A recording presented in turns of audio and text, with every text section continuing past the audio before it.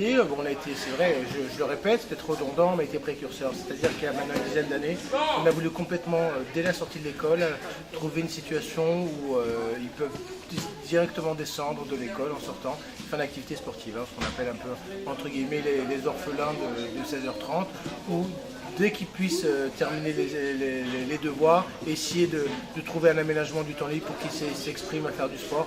Et je crois que ça a été un succès parce qu'aujourd'hui on est sur 27 sites sur la ville. Et là vous êtes à Favron où l'école est juste au-dessus, ils descendent. Il y a des fréquences, donc par tranche d'âge. Et bien sûr il y a des élèves qui font leurs devoirs quand c'est pas leur heure directement. Et je crois que c'est un peu une réussite.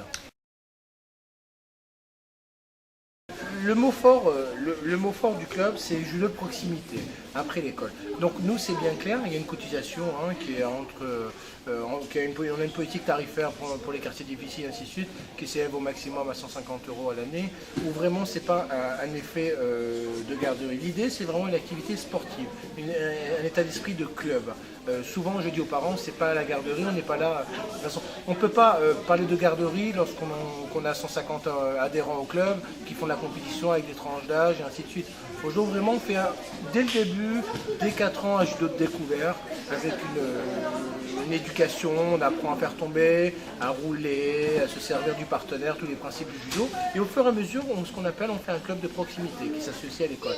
Et la garderie, c'est peut-être une demi-heure, c'est les devoirs, c'est ce qu'on appelle les jeux d'opposition. Là, c'est vraiment avec une politique de club, avec des professeurs diplômés d'État, avec un contenu pédagogique, vraiment pour essayer de, entre guillemets, faire du judo et pas des jeux d'opposition. Ah oui, bien sûr. En fait, c'est un dojo dans l'école. On profite vraiment de cet état d'esprit de proximité pour qu'ils descendent, mais aujourd'hui à Nice, il n'y a pas un dojo par école. C'est-à-dire qu'il y a des enfants qui sont à la Collège Fleury qui peuvent venir ici, c'est l'ouverture vraiment au quartier. D'accord. Hein, donc c'est ça aussi qui fait la force, c'est la mixité aussi d'écoles, d'enfants qui se retrouvent dans le quartier, et c'est surtout aussi, pourquoi ça marche? Parce qu'aujourd'hui, il y a quelques années, c'était le mercredi qu'on faisait du sport. Hein, et aujourd'hui, les parents travaillent, et vraiment dès qu'on sort le lundi ou le mardi soir, ils font de 5h à 6h, et les parents viennent directement chercher. Et donc ils ont peut-être le temps de faire une autre activité, et se retrouver plus avec des liens familiaux le mercredi ou le samedi, pour faire une activité autre que l'activité sportive, en sachant qu'ils peuvent faire ça la semaine.